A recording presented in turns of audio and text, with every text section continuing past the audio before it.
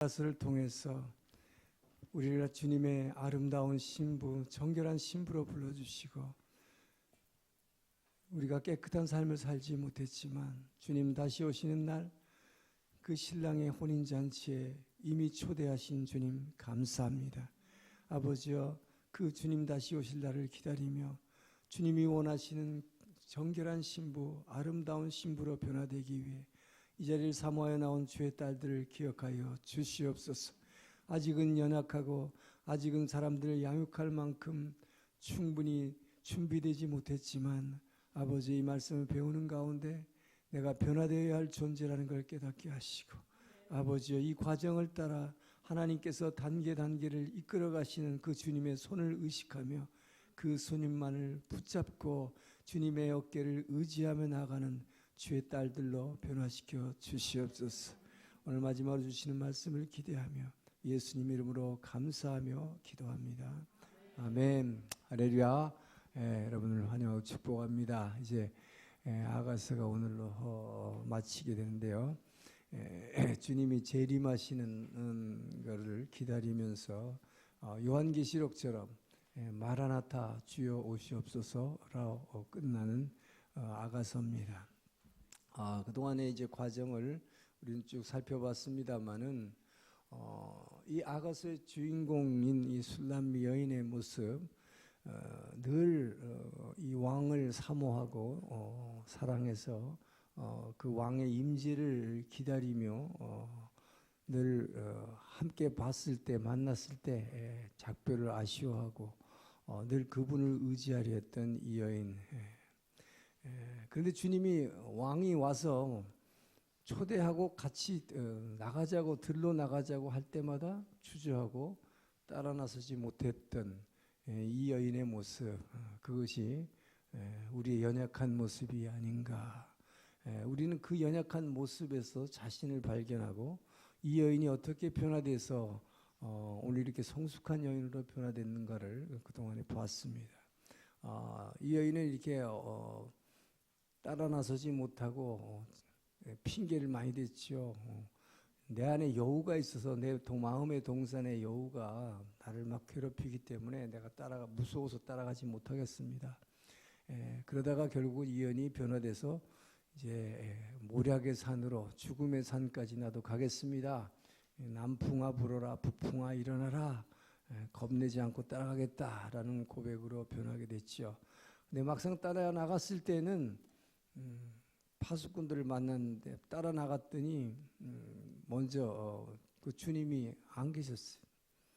죽음의 산까지 따라 나서 결심하고 막상 출발하니까 여러분들이 이제 특세 40일 끝내고 정말 나는 새벽을 깨우겠습니다. 그리고 나와 보니까 하나님이 안 계신 것 같아. 바로 그런 기분이잖아요. 그죠? 이제 결심하고 죽음의 산까지 나도 십자가를 지고 나를 부인하고 따라가겠습니다 하고 나섰더니 주님은 안 계시더라. 그러니까 임재가 사라진 거죠. 근데 이것이 바로 훈련이다 하는 걸 이 아가서가 우리에게 잘 보여주는 것이죠.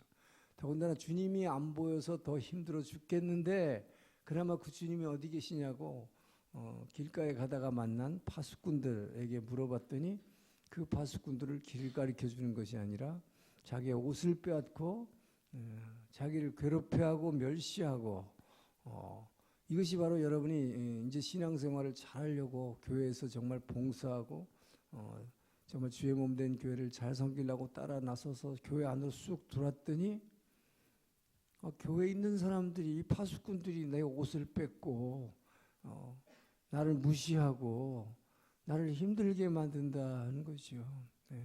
자, 이런 과정을 하나님은 통과하게 하시면서 신부로 만들어 나가신다 하는 것을 우리는 이 아가서가 우리 변화되는 과정을 잘 보여주고 있는 것이다. 그러나 반드시 중요한 것은 그런 고통 가운데에서 주님은 반드시 만나 주신다 하는 것입니다. 그런 여인을 주님이 만나 주셨습니다. 그리고 이 여인을 얼마나 칭찬하는지 모르죠.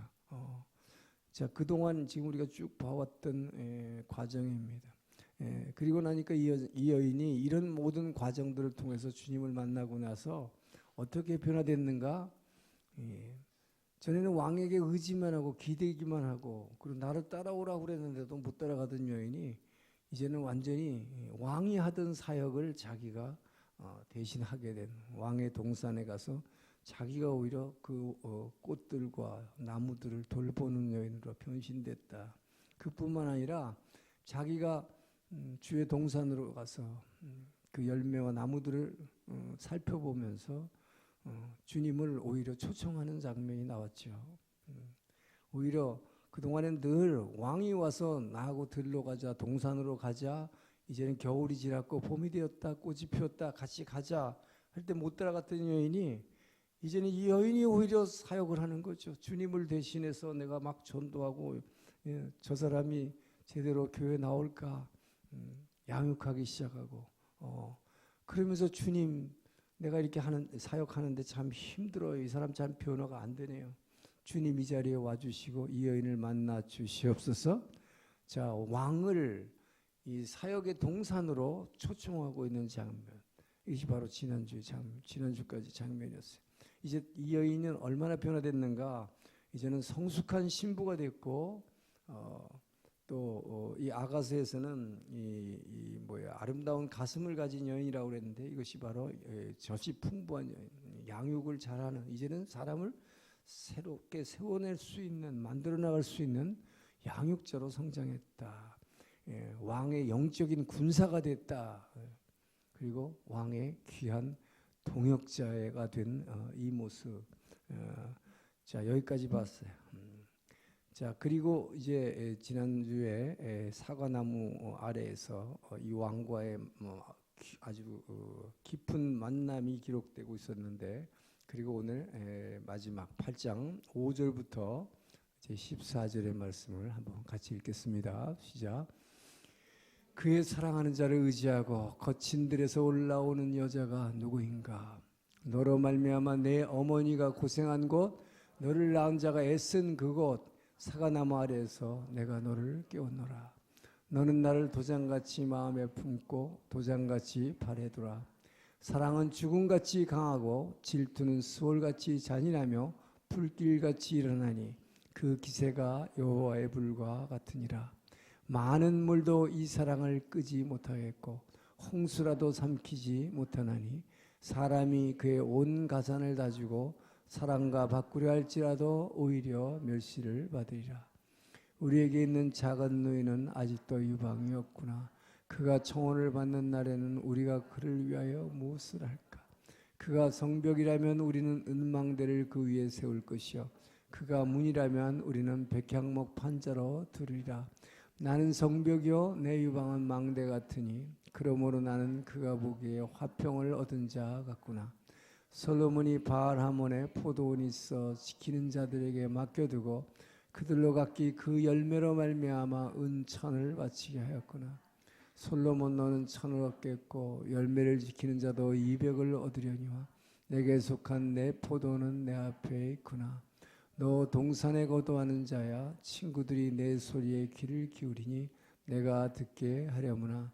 내 사랑하는 자야 너는 빨리 달리라. 향기로운 산 위에 있는 노루와도 같고 어린 사슴과도 같아라. 아멘.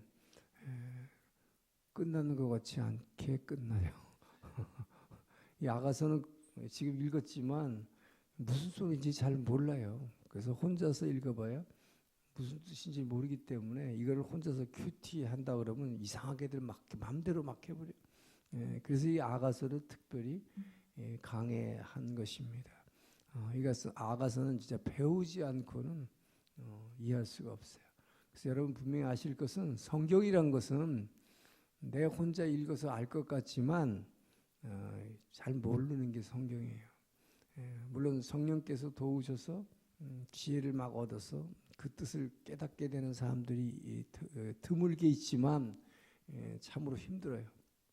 그래서 제가 그 성경의 책을 펴내게 된 주요 동기 중에 하나가 제가 그 책 서문에도 썼지만 어떤 감옥에 있는 교도소에서 제가 편지를 받고 있죠. 제가 너무 바빠서 제가 공직에 있었기 때문에 그 책을 쓸 만한 시간적 여유가 없어요. 이렇게 두꺼운 책을 제가 어떻게 씁니까? 강의만 했지. 근데 그분의 편지는 아주 충격이었어요. 자기가 크리스찬인데 말하자면 교회는 다녔는데 썬데이 크리스찬을 다니다가 아주 큰 잘못을 해서 감옥에 들어가가지고 오래 있었나 봐요. 그러니까 성경을 23독을 했으니까 성경을 23독 했으니까 꽤 많이 봤죠.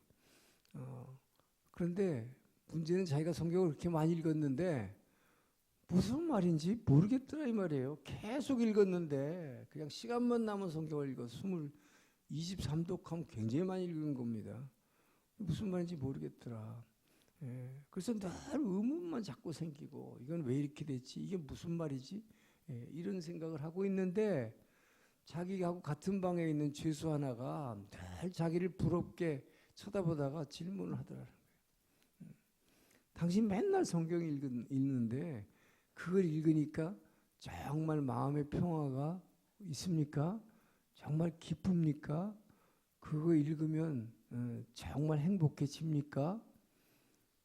근데 자기가 네 그렇습니다라고 대답해야 되는데 대답이 안 나오더라는 거. 왜 자기는 계속 의문만 갖고 있고 자꾸 질문만 생기지? 무슨 말인지 모르겠는데 예 그렇습니다라고 거짓말을 못 하겠더라는 거예요. 그래서 그냥 어물어물하고 말았다는 거예요. 그래서 이분이 그러고 났는데 그 옆에 있던 그 질문을 한 사람은 이미 출소해서 나갔는데 그러고 나가니까 얼마나 후회가 되는지 모르겠다. 아니 성경을 23번이나 읽은 사람한테 질문했는데 모르겠다고 그랬으니 그 사람이 과연 나가서 예수 믿겠는가. 정말 저희가 전도할 수 있는 가장 귀한 기회를 잃어버렸다고. 너무나 안타깝다고. 그러고 있는데 어떤 예수 믿는 간수 하나가 제 책이 아니라 제 강의한 내용을 모두서 이렇게 요약해서 이렇게 제가 그때 막 이 강의 어디 가서 집회하면 이렇게 돌린 게 있는데 그거를 하나 줬어요. 이걸 보더니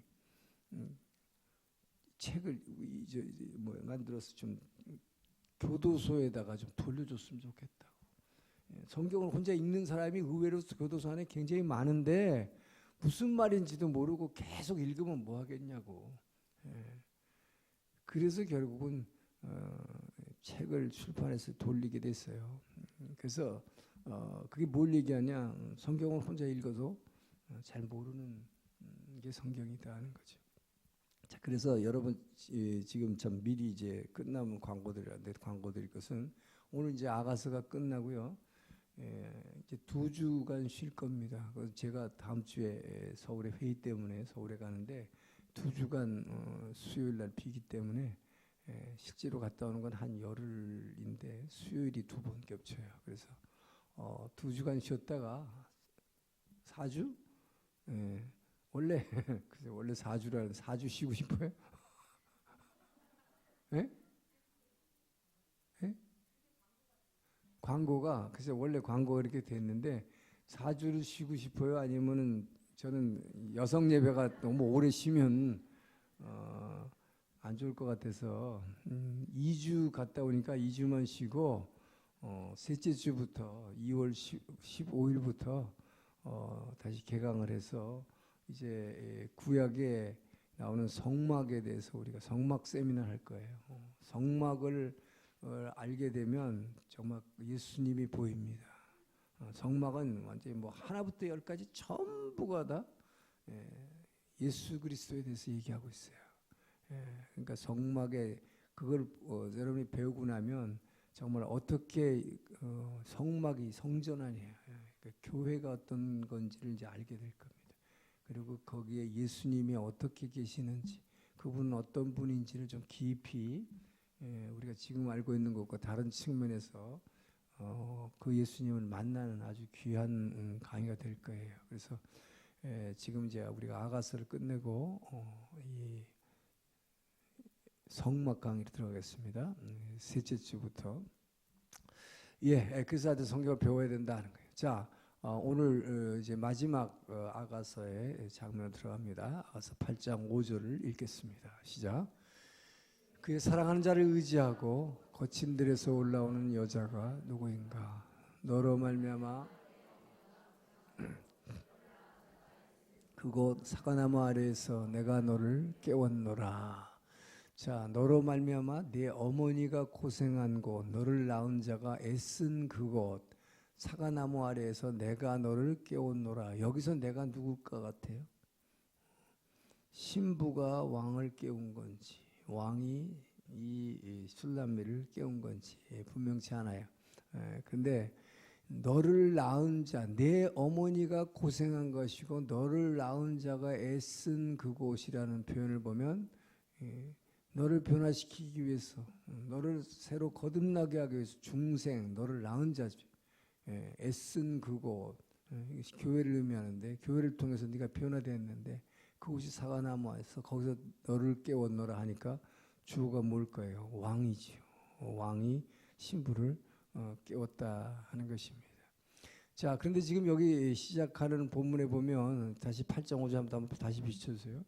그가 사랑하는 자를 의지하고 거친 들에서 올라오는 여자가 누구인가? 자, 여기까지는 이거는 여인들이 예루살렘의 여인들이 이 술람미 여인을 보면서 지금 하는 얘기예요. 이 예루살렘 여인들이 보니까 그의 사랑하는 자 왕을 의지하고 말하자면 왕의 옆에 지금 뭐예요? 자기 사랑하는 사람에게 어깨에다가 머리를 싹 기대고 이렇게 거친 들로부터 올라온 한 여인이 보인다. 이 여인이 지금 술람미 여인의 모습입니다. 여기서 지금 무엇을 말하고 있습니까? 이 여인이 얼마나 변화됐는가 하는 거예요. 지금 이 여인의 성숙한 신부로의 변화된 모습은 이 모습입니다. 완전히 이제는 전에는 그 왕이 같이 나를 따라오자 그래도 힘들어하던 여인이었어요. 이제는 자기를 완전히 모략의 산에서 죽음의 산에서 나를 완전히 부인한 거예요. 이제 나는 완전히 없어졌어요. 어떻게 된 겁니까? 이제 바로 어제 지난주까지 사과나무 안에서 그 왕과 함께 잤어요. 하룻밤을. 그리고 나서 이제는 완벽하게 변화됐습니다. 그분에게 모든 걸 맡기고 다 의지하고 이렇게 올라오는 거예요. 이게 바로 여러분이 이 신부로서 변화된 모습이다. 이제는 완전히 자기 것을 내려놓고 내 의사와 내 의지와 내 생각과 감정을 다 내려놓고 그 왕에게 완벽하게 의지하는 거예요. 여러분 잘 때는 사랑하는 사람의 어깨에 이렇게 베고 잘 수가 있어요. 근데 이렇게 걸어가면서 이거 기대고 갈 정도면 이건 완벽하게 자기를 포기한 거죠. 의지한 거죠. 그죠? 힘을 뺀 거예요. 내 힘을 다 빼버리는 거예요.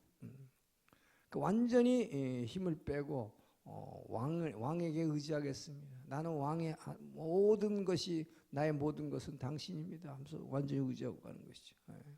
그러면서 이것은 뭘 의미하니까 자신의 연약함, 나는 내 힘으로는 이제 아무것도 할 수 없습니다.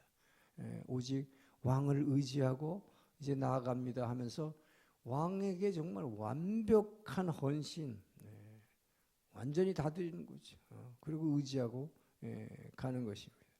여러분 정말 사랑하는 사람이 있으면 여러분이 사랑하는 남편에게 기대지요. 신랑의 어깨에 신부가 기대는 것은 당연한 사랑입니다. 사랑하지 않고는 이렇게 하지 않아요. 정말 당신만을 의지한다는 이 표현입니다. 자, 이렇게 왕을 완전히 의지하고 나의 모든 것을 다 빼고 기대고 올라온 이게 모든 면에서 필요해요. 힘 빼라. 여기 계신 여성분들 중에는 골프를 치신 분들이 있을 건데 골프 칠 때 배우는 게 뭐예요? 힘 빼라. 근데 그게 잘 안 돼요. 멀리 보내려니까 더 힘을 주게 되지 어깨에 힘을 빼라는데 힘이 더 들어가. 힘을 주면 절대 안 나갑니다. 그래서 유명한 일화가 있어요. 한국에 수원에 가면 안양 컨트리라고 해서 안양 컨트리가 삼성의 이병철 초대 회장이 만든 거예요. 근데 안양 컨트리를 가보면 맨 마지막 홀인데 그 앞에 이렇게 벙커가 하나 있는데 이번 주 가면 방카가 여기 있다가 한 2주 후에 가면 방카가 절로 옮겨 있어요. 세상에 그런 골프장 없거든요. 그 왜냐하면 그분은 자기 마음대로 하는 게 자기가 쳤는데 거기 방카에 들어가니까 이거 없애버려 그런 거예요. 이게 지금 이 모습하고 완전히 거꾸로죠. 얼마나 자기 힘이 강한 사람입니까? 골프장이 자기가 원래 그 룰을 지켜야 되는데 벙커에 들어가면 그 모래밭에서 쳐내야 되는데 그게 싫으니까 이거 없애버려 그런 거예요. 얼마나 힘이 있어요. 근데 매번 칠 때마다 거기 빠뜨리니까 일로 옮겨 그래서 없애버리니까 이쪽으로 옮겨버렸단 말이에요. 근데 이분이 암만 그렇게 해도 골프가 잘 안 되니까 그 당시에 유명한 그 아놀드 파마라는 세계적인 프로 골퍼를 엄청난 돈을 주고 한 라운드를 같이 하면서 배우기 위해서 불렀다 그래요. 그래서 한 라운드를 쫙 돌았어요. 근데 이 아놀드 파마가 이병철 회장한테 엄청난 돈을 지금 주고 초빙을 했는데 원 포인트 레슨을 해달라고 같이 이렇게 가면서 가르쳐달라고 그랬는데 18홀 끝날 때까지 아무 말도 안 하는 거예요. 그래가지고 다 끝났는데도 아무 말도 안 하니까 화가 나가지고 당신 왜 내가 가르쳐달라고 지금 돈을 얼마나 줬는데 왜 한마디도 안 가르쳐주냐고 그랬더니 당신 말할 때부터 그 힘 빼라고 그게 원포인트 레슨이었대. 계속 당신은 처음부터까지 힘주고 치니까 그렇게 힘이 많으니까 골프가 안 되지. 그러니까 맨날 방카에만 들어가지. 그 얘기는 뭡니까 여러분? 내 힘 갖고 하려면 안 된다는 거죠. 뭐든지 힘을 빼고 우리는 특히 우리가 여러분이 정말 주님을 믿는다면 그분을 사랑한다면 내 힘으로 하려지 말고 그분에게 완전히 의지하고 나아가라. 그때 온전한 신부가 되는 것이고 가장 옳은 방향으로 가장 좋은 성적을 낼 수 있다라고 지금 말해주는 것입니다. 자, 그리고 나서 이 왕이 이 여인이 이게 사과나무 안에서 이제 여인이 와서 잠들었어요. 그러니까 이거를 깨웠다 그랬어요. 이 사과나무 아래서 사실은 어제 하룻밤을 지냈어요. 그리고 그 아래서 이 왕이 내가 너를 깨웠다 그렇게 얘기합니다. 근데 그 사과나무 아래가 바로 당신의 어머니께서 당신을 산고를 겪으며 낳은 곳이다. 자, 여기서 왕이 왜 깨웠을까 하는 것은요. 그동안 여러분 지나가서 다 잊어버렸는데 자, 이 아가서 2장 10절 한번 봅니다. 늘 왕이 깨웠어요. 늘 왕이. 아가서 2장 10절 아니면 2장 3절 없어요?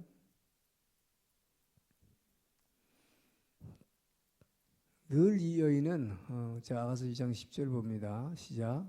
나의 사랑하는 자가 내게 말하여 이르기를 나의 사랑 내 어여쁜 자야 일어나 함께 가자. 이게 바로 사과나무에서 만났을 때예요. 사과나무 아래에서 사과나무 아래에서 만났을 때 이 여인은 거기만 같이 있자고 그랬어요.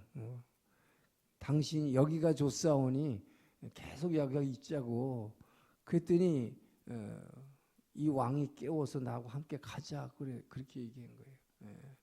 그리고 아까 2장 3절도 나왔지만 늘 그 아래에서 자, 이 사과나무가 어떤 데냐 남자들 중에 나의 사랑하는 자는 숲풀 가운데 사과나무 같구나. 내가 그 그늘에 앉아서 심히 기뻐하였고 그 열매는 내 입에 달았도다. 이 사과나무는 교회를 얘기하는 것입니다. 성전에 있을 때 그 그늘에 앉아 있으면 너무 기쁘고 그 열매는 다 왜 거기에 신랑이 왕이 오니까 그곳에서 왕을 만날 수 있으니까 그곳에만 있으면 너무 기뻤다. 그런데 왕은 거기서 깨워서 우리가 들판으로 나가자, 동산으로 나가자, 뭐하러? 바로 다른 나무 열매들과 나무들 케어해서 열매 맺게 만들어야 되니까 사역의 현장으로 늘 왕은 이 여인을 깨웠고 함께 가자고 초청했는데 이 여인은 늘 거부해왔죠. 여러분들이 그러지 않았습니까? 교회에서 뭘 사역을 이걸 좀 해달라고 그러면 아유 나는 아직 아니에요. 나는 아직 아니에요. 나는 못 따라가겠어요. 그게 뭐예요? 그러면서 이 여인이 핑계댔던 게 내 동산에는 마음의 동산에는 여우가 있어가지고 자꾸 나를 막 골치 아프고 뭐 힘들게 만들기 때문에 난 쫓아갈 수가 없어요. 당신이 원하는 그런 사역 난 못해요. 그러던 여인이었잖아요. 그죠? 예. 그런데 그곳에서 이 왕이 이제 이 여인을 드디어 깨워버린다. 완전히. 예. 거기에 와 혼자서 이렇게 여기가 좋사오니 그러면서 거기만 있으면 안 된다는 거죠. 예. 그랬을 때 이 여인은 이제 자기가 나가서 사역을 하기 시작했다 이렇게 변했다고 이미 앞에서 말했습니다. 이제 그만 일어나자, 나와 함께 가자, 그렇게 얘기를 하고 있어요. 자, 그래서 이 여인을 변화시킨 근본이 무엇이냐? 이 여인이 이제 이렇게 깨어나서 이제는 사역의 현장으로 막 자기가 먼저 달려가서 왕 보러 이제 이쪽으로 와 보세요. 여기 이 나무가 이제 순이 막 나고 있네요. 이 나무는 이제 막 열매를 맺고 있네요. 그러면서 나를 좀 도와주세요. 왕을 막 초청하고 있는 이렇게 변화시킨 것, 이것이 바로 왕의 사랑이다 하는 것이죠.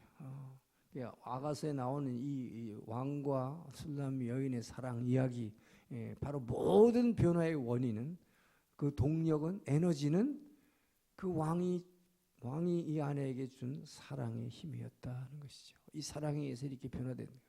자, 그래서 사실 오늘 아가서에서 가장 중요하고 가장 클라이맥스가 이제 8장 6절 7절의 말씀입니다.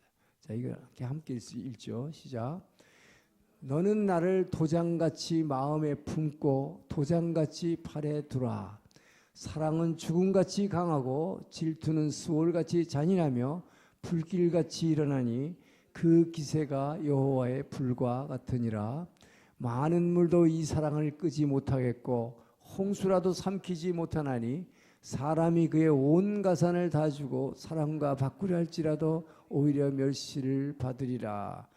이 사랑, 이 여인을 이렇게 변화시킨, 이 여인을 사과나무 아래서 깨운, 늘 뭐예요? 그 사랑하는 왕을 사모하고 만나기를 사모하고 사랑을 나누기를 기대하고 기다리던 곳, 그곳에서 이제는 깨워서 사역의 현장으로 나가게 한 그 사랑의 힘.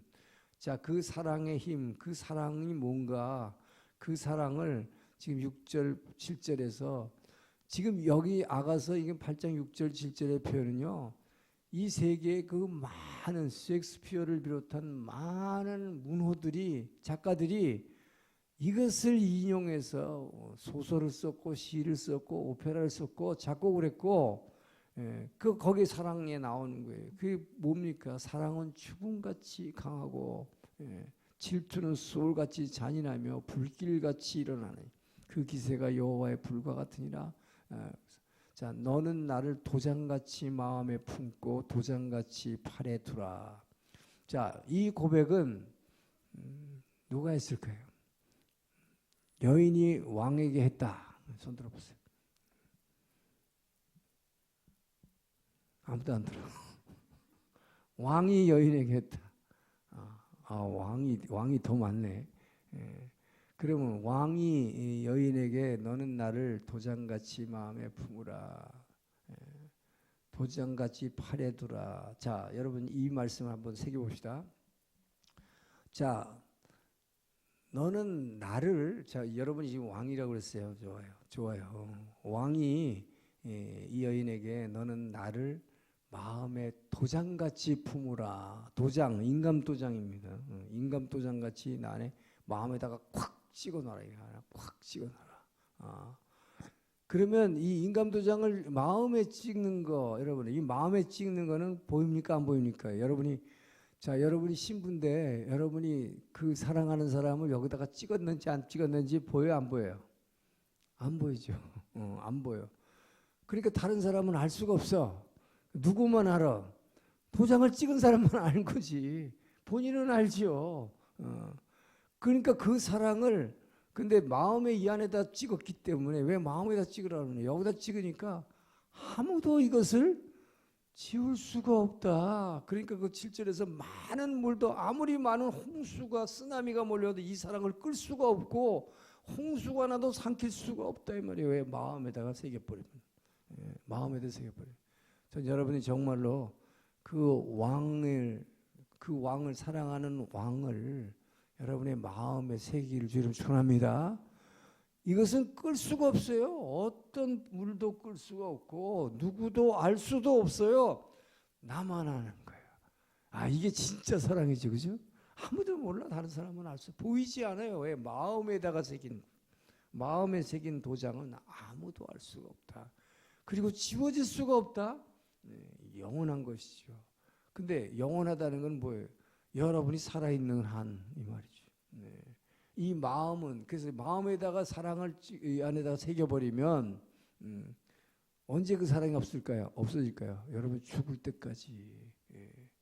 그러니까 사람을 죽이지 않고는 그 사랑을 지울 수가 없는 거예요. 그래서 이 사랑은 근데 여기다 뭐라고 그랬냐? 죽음처럼 강하다. 그래서 사랑은 죽음처럼 강하다. 이걸 많은 문학가들이 이런 표현을 많이 했죠. 사랑은 죽음처럼 강하다.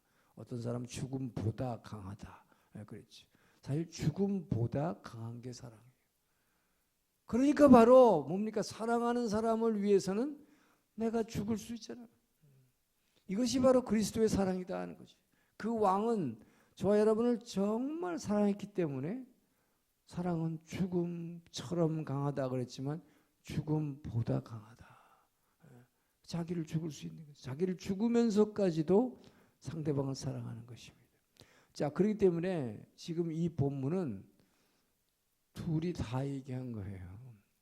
왕은 이 여인에게 너는 나를 마음의 도장처럼 새기라 한 것이고 또 한편 뭡니까? 이 여인이 왕에게 요청하는 거예요. 왕이요, 나를 당신의 마음에 새겨서 영원토록 내가 당신 안에 거하게 하옵소서. 이게 뭐냐 여러분? 그래서 결혼식에서 서약할 때는 쌍방이 같이 하지요. 신랑만 서약하는 거 없습니다. 그러니까 아까 여러분의 답은 틀린 거예요. 한쪽만 하는 게 아니에요. 제가 틀린 답을 유도했기 때문에 제 책임입니다. 서약은 같이 하는 거야. 사랑의 서약은 신랑도 하고 신부도 하는 것이다. 서로가 서로에게 너는 나를 내 마음의 토장처럼 새기라.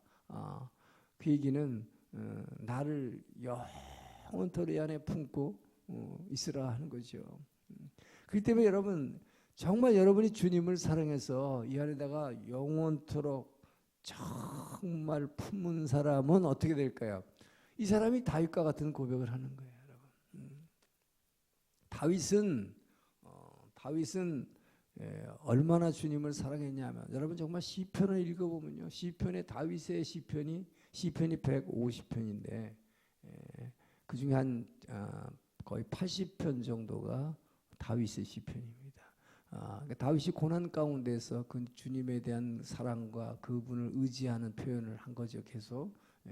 그런데 이 다윗이 왕이 된 다음에 어떻게 됐어요?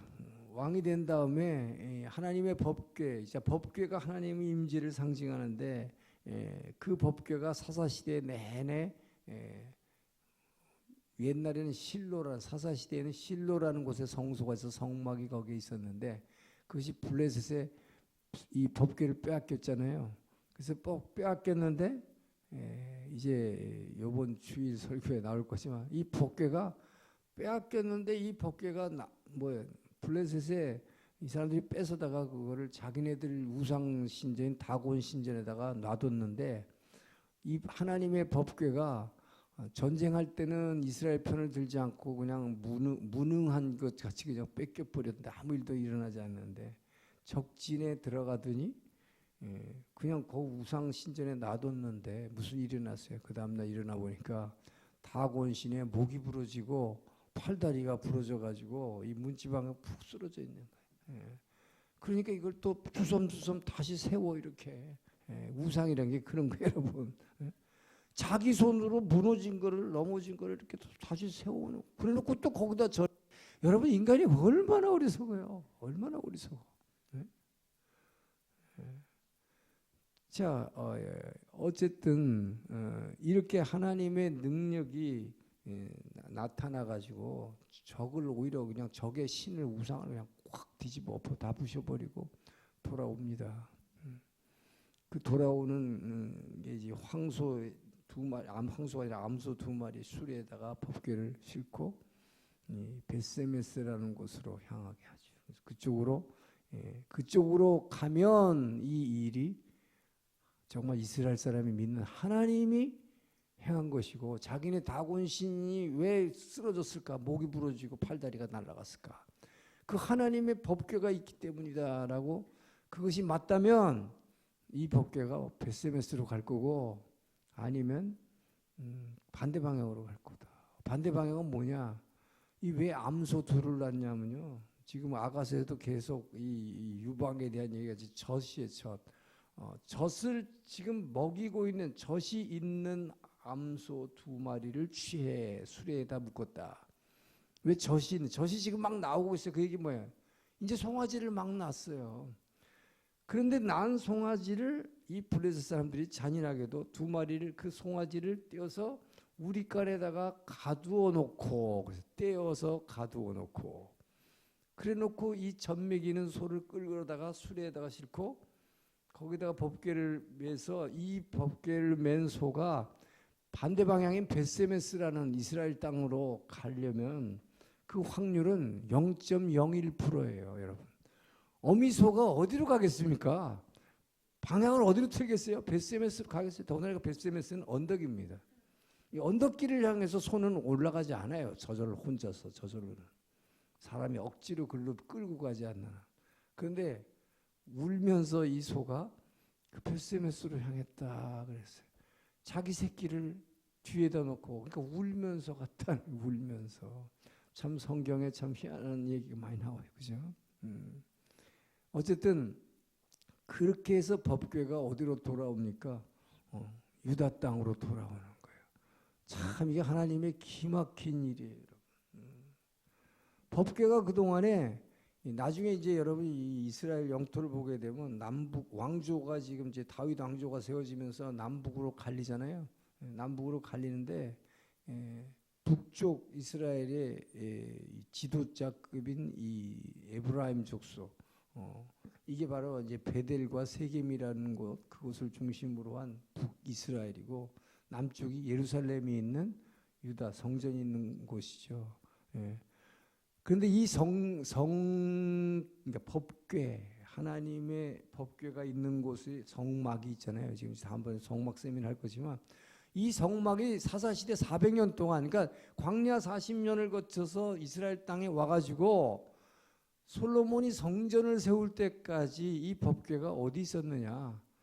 사사시대 400년 동안에는 실로라는 곳에 있었다. 그 실로라는 게 바로 베델과 세겜 사이 북쪽 이스라엘, 말하자면 북이스라엘이 남유다가 아니라 북이스라엘 땅에 쭉 성막이 있었어요. 예배는 성막에서 드리니까 그쪽에 있었죠. 남쪽 유다 예루살렘 쪽이 아니다 했다 그래. 그런데 400년 동안 이스라엘이 사사시대를 보면 계속 죄를 짓고 우상 숭배하고 하나님의 성전에서 예배드리지 않았죠. 사사들이 타락했고, 결국은 어떻게 됐어요? 하나님이 결국 이 에브라임 12지파 중에 북이스라엘의 지도자였던 에브라임 족속이 가지고 있었던 성거, 그들이 관할하고 있던 이 법궤, 성막, 하나님의 성전이 있는 이 법궤, 이 법궤를 결국 뭐예요? 전쟁터에 가서 이들은 들고 나가서 뺏겼지만, 이 뺏겨가지고 이게 어디로 돌아왔느냐 지금? 예루살렘 옆으로 돌아온 게 이게 벳세메스라는 곳이. 참 놀라운 일 아니에요? 근데 이게 어떻게 돌아왔느냐? 뺏긴 거는 어리석은 사사 엘리의 일가가 그걸 갖고 나가서 전쟁터에서 뺏겼지만, 돌아온 거는 누가 한 거예요? 하나님이 스스로 하셨잖아요. 뭐 이스라엘이 뭐 싸워서 뺏어왔어요? 아니잖아요. 저절로 한 거죠. 우상신이 목이 부러지고 그런 일이 일어나니까 이들이 겁먹어갖고 소에다가 실어가지고 돌려보내기려고. 그런데 자기네들이 책략을 세워서 돌려보내려고 했는데, 어쨌든 이들이 왔다. 자, 그래 결국 그 예루살렘 옆에 와 있었어요. 그것을 다윗이 왕이 통일 왕국의 왕이 된 다음에 이 법궤를 이제 드디어 뭐예요? 예루살렘으로 들여오지요. 자, 예루살렘으로 들여오는 날 다윗이 막 춤을 추고 그 뭐 온갖 악기를 다 동원해서 이 노래하고 춤을 추는데 얼마나 춤을 췄냐 하면 여러분 왕이 옷이 다 벗겨져 가지고 오늘날로 말하면 빤스가 다 나왔는데 이러고 춤추고 앉았으니까 자기 아내 미갈이 조롱했다고 그랬어요. 성 위에서 이렇게 내려다보면서 왕이 정신이 있네 없는 사람이에요. 저게. 예? 그 여인의 정말 하나님을 믿지 않는 여인의 입장에서 보면 저 미친 사람이죠. 왜 그랬을까, 여러분? 그러니까 뭐예요? 그거를 왕의 체면이 뭐냐고 막 이 다윗에게 뭐 야단했죠, 뭐라고. 그러나 다윗은 그런 이야기가 틀리지가 않았어요. 그리고 주변의 신하들도 막 뭐라고 그랬어요. 그런데 그거 들리지 않았다. 그게 뭘까요? 바로 지금 다윗은 너는 나를 도장같이 마음에 품으라. 도장같이 마음에 품은 사람이에요. 정말 그 하나님이 내 안에 쏙 들어와 있어가지고 그 하나님을 너무너무 사랑했던 사람. 왜요? 자, 여러분이 만약에 그런 입장이 됐다고 생각해 보세요. 13년간을 그 소년으로서 아무 힘도 없는 소년을 왕이 죽이려고 하는데 그 13년 동안을 광야길을 돌아다니면서 자기를 먹여줬고 숨겨줬고 늘 위기가 있었는데 자기 죽을 뻔했었는데 거기서 건져주신 그 하나님, 내가 사망의 음침한 골짜기를 걸을지라도 내가 해를 두려워하지 아니함. 여호와의 막대기가 나를 안위하시나이다. 여호와는 나의 목자시니 내게 부족함이 전혀 없습니다. 왜 부족함이 없어요? 늘 부족했고 먹을 것이 없고 쫓겼고 400명의 젊은이들을 끌고 다니면서 먹을 게 없어가지고 사정할 때 거절당했고 여러분 얼마나 고통받았습니까? 그런 가운데 다윗이 고백하는 거예요. 여호와는 나의 목자십니다. 내게 부족한 것이 없습니다. 사실은 너무 부족해요. 그런데 나를 늘 푸른 초장으로 인도하셔서 충분히 먹여주셨다. 그리고 늘 쉴만한 물가에서 나를 쉬게 하셨다. 다윗이 진짜 그렇게 쉬었습니까?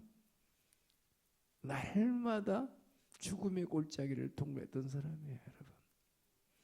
그런 자신을 이스라엘의 왕이 되게 하신 그 하나님, 여러분 상상해 보세요. 그래서 이 쫓겨다니면서도 하나님을 찬양하고 시편을 늘 시를 작사하고 곡을 붙여서 나온 게 이 시편이잖아요.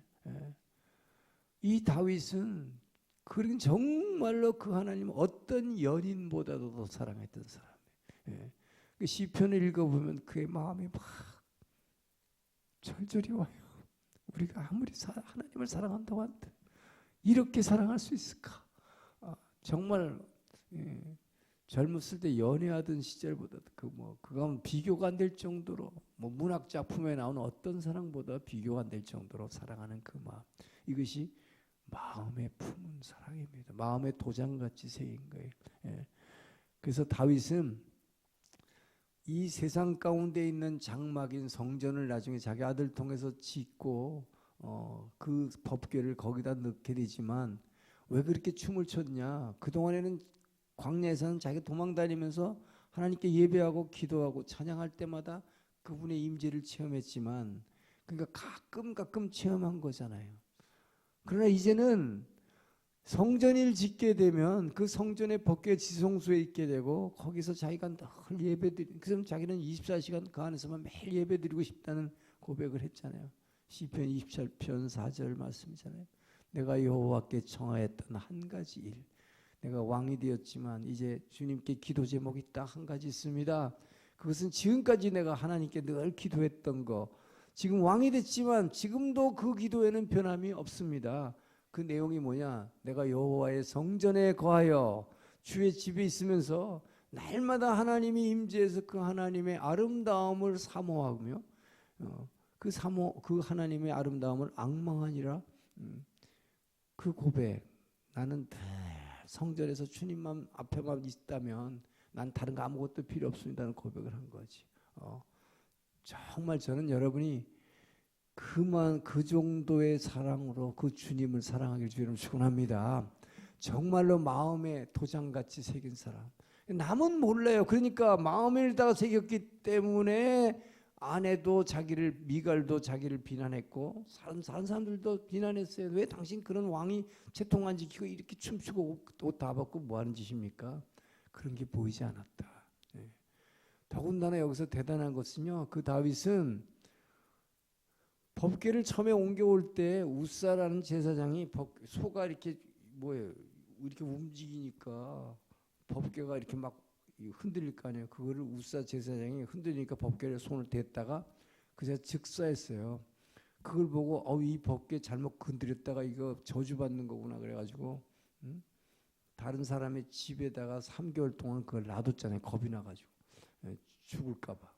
그런데 그 집에다 놔뒀더니 그 집이 엄청나게 축복받는 걸 보고 이 법궤는 저주가 아니라 축복이구나. 그래서 결국 죽을 각오를 하고 옮긴 거다 하는 것입니다. 죽을 각오를 한 것. 우사가 죽는 그 죽음이, 그래서 사랑은 죽음처럼 강하고가 아니라 죽음보다 강하고, 죽을 거를 감수하고 법궤를 옮겨내는. 그래서 예루살렘으로 오는 거죠. 여러분, 법궤가 그러니까 저 북쪽에 있던 게 삥 돌아서 적의 손에 갔다가 남쪽에 예루살렘 옆으로 와서 결국 예루살렘 성전으로 오는 거예요.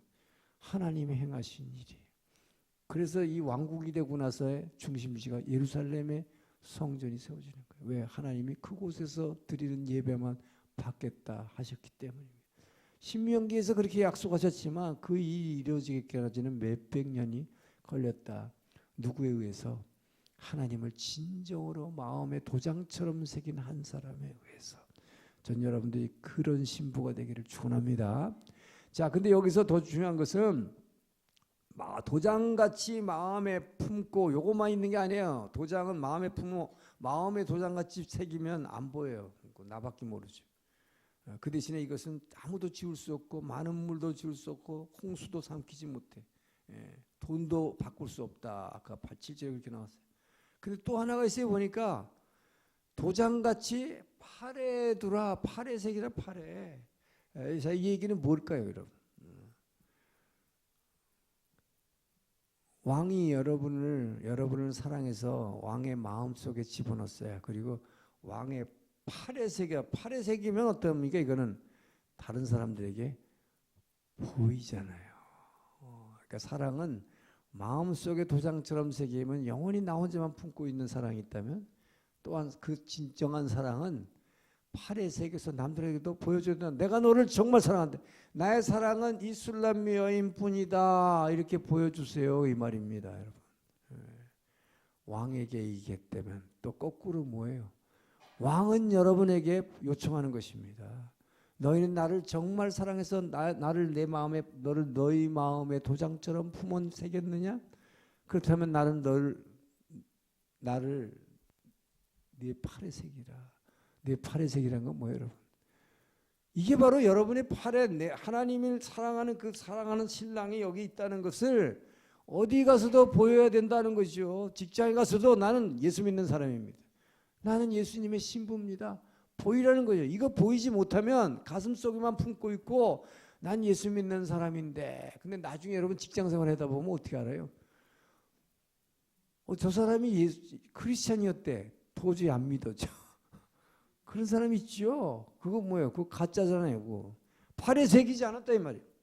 평소에 하는 것은 안 믿는 사람하고 똑같이 행동하고 똑같이 폭탄주 마시고 똑같이 나쁜 짓 다 해놓고 전혀 교회 다니는 사람 아닌 것처럼 행세해놓고는 나중에 보니까 저 사람도 예수 믿는 사람이래. 이해가 안 가잖아요. 그건 진정한 사랑이 아니다는 거죠. 여러분, 정말로 그 주님을 여러분의 팔에 새기기를 축원합니다. 팔에 새기는 것은 어디 가서도 보여줘야 돼. 어디 가서도 보여줘야 돼. 이게 나타나야 돼. 저도 요즘 저 텔레비 프로그램 중에 하나 꼭 보는 게 있어요. 그 K-팝 스타라는 거. 노래를 너무 잘해 한국 사람들이, 요즘 애들이. 예. 근데 거기서 이렇게 보다 보니까 뭐예요? 그 심사위원 중에 한 사람이 뭐 이렇게 하다가 뭐 이렇게 보니까 여기다가 팔에다가 뭘 새기는 게 보였어. 예, 그 사람도 참 대단한 사람이라고 생각했는데 이거 뭐 여기다 새겨놓은 게 보니까 별로 안 좋아 보이더라고. 예. 근데 그게 지금 여기서 뭐예요? 정말 사랑하는 사람을 여기다 새겨서 정말 여러분이 주님을 여기다 새겨서 주님을 보여준다면 이것이 진짜 사랑하는 사람이다. 정말 여러분 어디 가서 움찔움찔하면서 나는 크리스찬이 아닌 것처럼 이렇게 하지 않길 바랍니다. 담대하게 정말 팔에 새기, 이게 진짜예요. 여러분이 팔에 새겼을 때 주님도 여러분을 팔에 새기는 거예요. 그 사람들 앞에서 이게 뭐 여러분, 주님이 여러분을 정말 팔에다 새겼을 때에 그분의 음성이 들리는 거예요. 이는 내 사랑하는 아들이요 내 기뻐하는 자라 라는 음성이 그때 들리는 겁니다. 할렐루야. 그게 뭐예요? 바로 주님이 사람들 앞에서 여러분이 너는 내 사랑이다, 내 신부다 라는 것을 사람들 앞에서 보여주는 거예요. 그 음성을 내게만 들려주시는 게 아니라 그 옆에 있는 사람들에게 다 들려주시는 거예요. 전 여러분들이 정말로 안으로도 주님을 품으시고 바깥으로도 나타내기를 주 이름 축원합니다. 이게 오늘 아가서의 핵심이에요. 사실은 제일 중요한 말이에요. 예. 자, 그리고 나서 주님은 사랑은 질투한다 그랬고 이것은 설명 안 해도 뭐 지난번 우리 새벽기도 특세 때 예언서에서 이재호 목사님이 질투에 대해서 많은 얘기를 했어요. 사랑은 진짜 질투하죠. 진짜 사랑하면 질투한다. 근데 이 질투라는 것을 꼭 사랑하는 사람이 뭐 티격태격 질투하면 그냥 화내고 그냥 화내는 게 아니라 이 하나님의 질투, 하나님의 자녀를 사랑하고 하나님의 신부를 사랑하는 질투가 나타나는 것이 징계다 하는 것입니다. 이것이 징계요, 심판이다. 그래서 구약에서 하나님은 공의의 하나님으로 심판하는 하나님이 많이 등장하지만 제가 늘 강조하지만 구약에 나오는 심판은 사박기가 아니라 고라심에다. 사박기잖아. 그때 고라심이다. 하나님의 질투는 이 사랑에서 나오는 일 질투는 절대로 사박기가 아니에요. 완전히 죽여버리는 거 아니다. 고라심에 징계에서 때려서 다시 가에라세로 돌려보내 돌이키게 하기 위해서 치시는 거죠. 그래서 사랑은 반드시 질투가 따르기 때문에 사랑하기 때문에 여러분에게 경제적인 고통도 당하게 하고 암도 걸리게 하고 그래서 왜 예수 믿는데 이런 일이 일어나느냐라고 여러분 하지 말라 이 말이에요. 예수 믿기 때문에 주님이 나를 사랑하기 때문에 나를 징계하신 질투하기 때문에 징계하신다. 왜? 내가 하나님께서 떠났을 때 다른 신을 바라보고 우상을 바라보니까 질투하신 하나님이 나를 치신다 이 말이에요. 다시 돌아오라고. 자, 그래서 우리는 정말 그분을 사랑하고 근데 정말 여러분 어떨 땐 여러분 주님이 있는 것 같기도 하고 어떨 때는 주님이 정말 계시나 주님은 정말 나를 사랑하시나 그럴 때가 있죠. 이사야 49장 16절 보세요. 있습니다. 내가 너를 내 손바닥에 새겼고 너의 성벽이 항상 내 앞에 있나니. 야, 여러분 보세요. 하나님은 저 여러분을 손바닥에 새겼음을 믿으시기 바랍니다. 팔에다가 새기면 겨울에는 안 보여. 세태 입어서 안 보이죠. 그러니까 손바닥에 새겼다는 얘기는 맨날 보고 온다는 얘기죠. 그죠? 뭐 하다가도 또 쳐다보고 또 쳐다보고. 기가 막힌죠. 정말 주님은 마음에도 새겼을 뿐 아니라 주님의 손바닥에 있음을 믿으시기 바랍니다. 그래서 너는 내 손바닥에 있어. 그거예요 바로. 주님이 너는 뭘 해도 내 손바닥에 있다. 내가 널 보고 있다. 근데 여러분 이런 성경 구절을 알고 있는 사람과 모르는 사람이 엄청 차이가 있겠죠. 하나님은 내 하나님이 아닌가 봐. 하나님은 난 이렇게 힘든데 하나님은 없어. 예. 이게 모르니까 그렇죠. 그러니까 이사야 49장 16절 봐라 내가 너를 내 손바닥에 새겼다. 여러분 그렇기 때문에 여러분 절대로 이 세상에 나밖에 없어 나뿐이야 그런 소리 하지 마세요 제발. 주님은 여러분과 함께 계심을 믿으시기 바랍니다. 그래서 내 성벽이 언제나 내 앞에 있다고 주님에게. 내 성벽이 내 앞에 있다는 얘기는 뭐예요? 성벽은 얼마나 누구나 다 보이잖아요. 내가 너를 항상 성벽처럼 내 앞에서 보고 있다. 근데 왜 너는 없다고 그러냐 내가. 그렇게 말씀하시는 거예요. 주님은 여러분을 늘 보고 계시고 여러분은 성벽처럼 늘 안 보이는 때가 없다.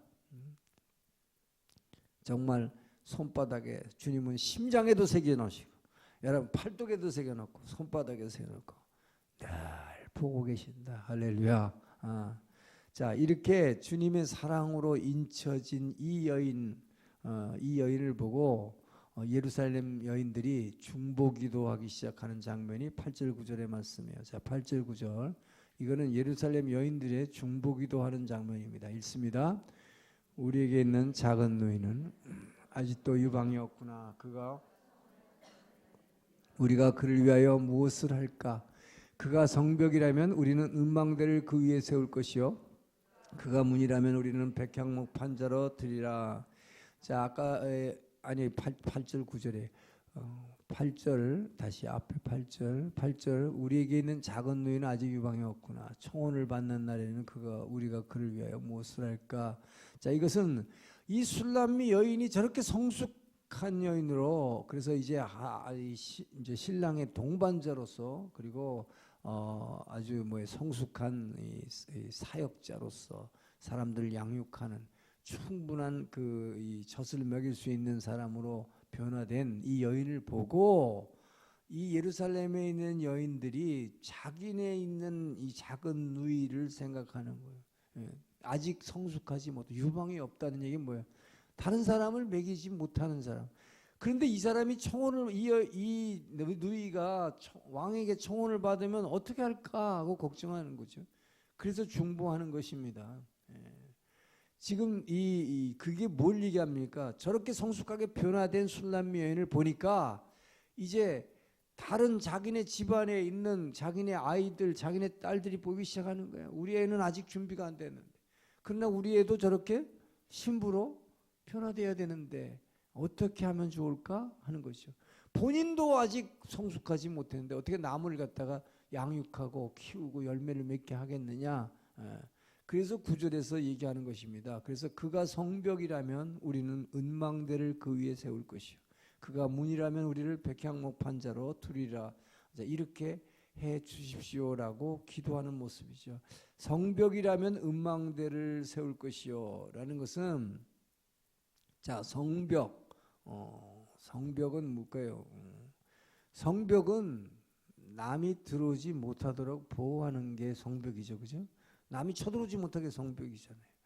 그래서 우리 누이가 만약에 이거 성벽이라면 이 성벽이 뭐예요? 돌이나 흙으로 지어버리면 무너져 버릴 거 아니에요, 바로. 그러니까 외적이 들어오면 당장 당해버릴 테니까 그래서 우리 누이가 성벽이라면 우리가 은으로 성벽을 만들어 주겠습니다. 이걸 은으로 만들어 주세요라고 중보기도 하는 거죠. 은으로 만들어 버리면 어떻게 돼요, 여러분? 쇠도 아니고 은이 정말 단단해서 아무도 들어올 수 없는, 아무도 감히 범접할 수 없는 이런 성벽을 만들어 달라고 지금 기도하는 모습이에요. 그리고 문이라면 백향목 판자로 만들어 주겠다. 이 백향목이라는 것은 가장 다윗 성을 만들 때 레바논에서 온 가장 아주 고품질의 고품격의 나무지요. 문은 나무로 만들었기 때문에 가장 아름다운 금으로 만들어 주겠다. 이렇게 만들어 달라고 기도하고 있는 것입니다. 자, 그리고 나서 10절 읽습니다. 나는 성벽이요 내 유방은 망대 같으니 그러므로 나는 그가 보기에 화평을 얻은 자 같구나. 나는 성벽이요 내 유방은 망대 같으니, 이건 이제 술람의 여인이 고백하는 거죠. 나는 이미 완벽한 성벽이 되어 있고, 그리고 나는 충분히 다른 사람을 먹일 수 있고, 다른 사람을 지켜낼 수도 있고, 다른 사람을 케어할 수 있는, 가르칠 수 있고, 먹일 수 있고, 보호할 수 있는 그런 성숙한 신부가 되었다. 그러니까 왕은 이제 나한테 대해서 아무 걱정을 안 해도 됩니다. 라고 아주 완벽히 성숙한 신부가 자신을 고백하고 있는 것입니다. 자, 그리고 나서 이제 11절 12절 봅니다. 11절 12절 시작. 솔로몬이 바알하몬에 포도원이 있어 지키는 자들에게 맡겨두고 그들로 각기 그 열매로 말미암아